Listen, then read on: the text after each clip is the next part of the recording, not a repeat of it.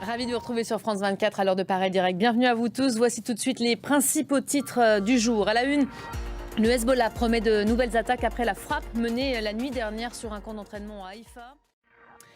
Y aura-t-il ou non riposte israélienne sur l'Iran dans les prochaines heures? La région, en tout cas, s'y prépare. À commencer par l'Iran qui multiplie les échanges. Un coup de téléphone hier soir à Emmanuel Macron. Des rencontres prévues aujourd'hui à Oman avec les rebelles yéménites.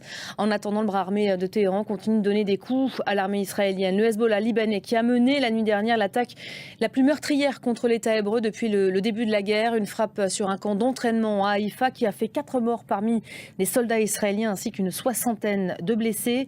Le résumé en images tout de suite avec Elliot Samuel. Voilà donc pour cette attaque menée à l'aide de drones. On va y revenir avec vous, Antoine Mariotti. Bonjour Antoine. Il y a eu une réaction tout à l'heure du chef d'état-major israélien et qui parle d'une frappe douloureuse. Ce bilan effectivement qui est conséquent. 4 morts parmi les soldats, soixantaine de blessés aussi. C'est une frappe très douloureuse.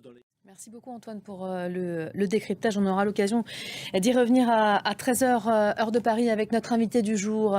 Cet autre front qui suscite de vives réactions, la Chine a lancé ce matin une nouvelle série d'exercices militaires autour de Taïwan.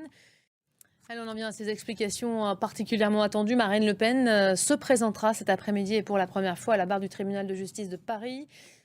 On dit d'elle qu'elle bout d'impatience.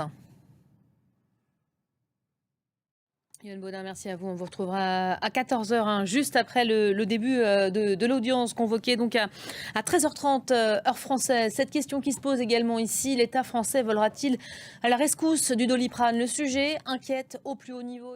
On aura l'occasion d'y revenir dans l'instant, Paul, avec Flore Simon à 13h30 heure française. Voilà pour l'essentiel de l'actualité en cette mi-journée.